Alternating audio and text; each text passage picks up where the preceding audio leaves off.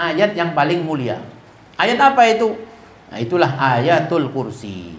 Jadi di antara semua ayat-ayat Quran, ya, itu yang paling mulia adalah ayatul kursi.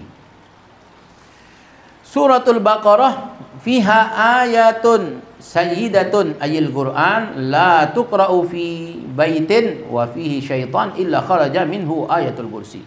Di dalam Al-Quran, di dalam surah Al-Baqarah terdapat satu ayat yang mana kalau ayat itu dibacakan di dalam satu rumah dan di rumah itu ada setan, maka setan akan pergi dari rumah itu. Nah, maka ya kalau kita sambungkan dengan hadis yang tadi malam kita baca, ya, siapa yang baca ayat kursi di malam hari maka selama 3 malam rumahnya tidak diganggu setan.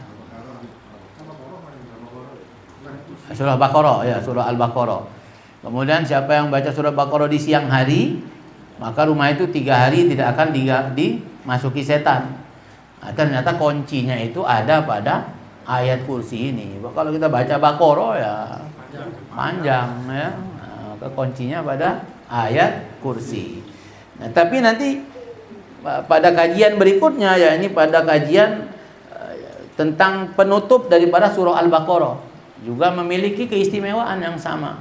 Ya, jadi ternyata yang dimaksud dengan membaca suratul Baqarah itu sendiri adalah membaca ayatul kursi dan akhir daripada surah Al-Baqarah itu sendiri. Ya. Kemudian tentang ayat kursi ini ada riwayat dari Ubay bin Ka'ab, ya, di mana Ubay bin Ka'ab ini punya semacam rak yang berisi kurma, ya. Atau Ubay bin Ka'ab ini punya satu tempat di mana di situ dia mengeringkan kurma. Satu hari ada yang ngambil kurma yang lagi dikeringkan oleh Ubay bin Ka'ab, yang mana rupa daripada makhluk yang ngambilnya ini seperti anak-anak tapi berbulu. Maka ketika Ubay menangkap anak ini, ditanya oleh Ubay, kau ini manusia apa jin? Nah, ternyata dia berkata, aku ini jin. Ya, lantas dilihat oleh Ubay tangannya itu, ya, itu tangannya itu seperti tangan anjing dan berbulu. Ya, maka makhluk ini ketika ditangkap oleh Ubay ini ditanya, kenapa kau lakukan ini? Ya, kenapa engkau ambil ini kurmaku? Kata dia mengatakan, aku tahu engkau ini suka bersedekah orangnya, maka aku kepengen, ya, memakannya juga. Kata Ubay berkata kepada jin ini, apa yang bisa menyelamatkan kami, melindungi kami dari engkau? Maka jin ini mengatakan, yaitu dia mengajar tentang ayatul kursi. Ayat kursi bisa membentengi kita dari gangguan jin.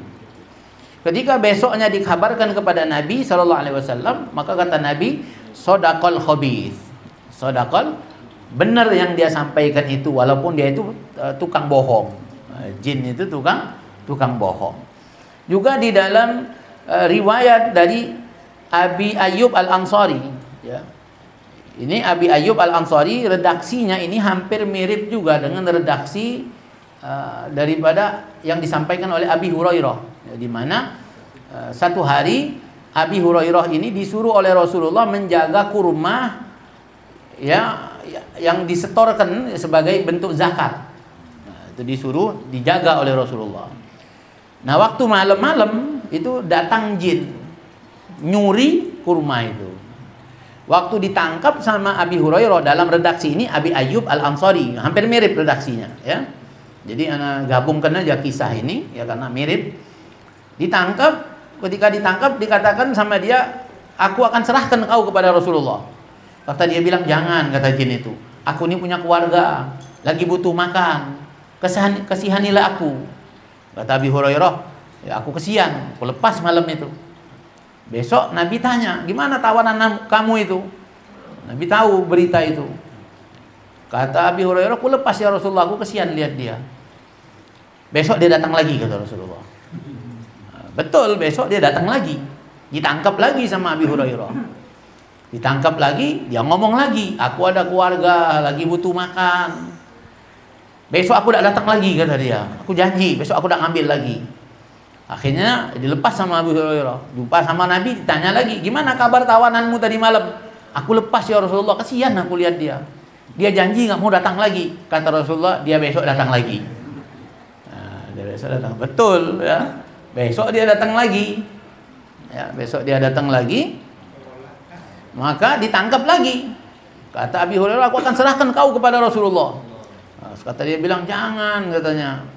Dibilang begini, mau nggak aku ajarkan pada engkau sesuatu yang bisa membentengi engkau dari kami, dari aku. Nah, kata Abi Hurairah, mau. Kata dia, sebelum engkau tidur, bacalah ayatul kursi, maka engkau akan dilindungi dari gangguan setan. Maka ketika jumpa dengan Rasulullah, ditanya lagi sama Rasulullah. Kata Abi Hurairah, aku lepas ya Rasulullah, tapi dia ngajarin aku sesuatu. Apa itu, kata Rasulullah? Kalau mau tidur baca ayat kursi. Kata Nabi SAW, yang diajarkan dia itu benar, walaupun dia itu tukang bohong.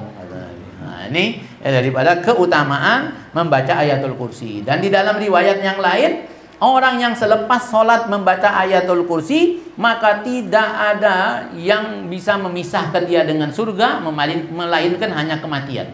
Maksudnya orang yang setiap lepas sholat fardu membaca ayatul kursi, maka insya Allah orang ini punya tempat di surganya Allah Subhanahu wa ta'ala. Mudah-mudahan kita diberikan oleh Allah kemampuan untuk mengamalkan ayatul kursi ini. Amin ya rabbal alamin. Subhanakallahumma wa bihamdika asyhadu an la ilaha illa anta astaghfiruka wa atubu ilaik.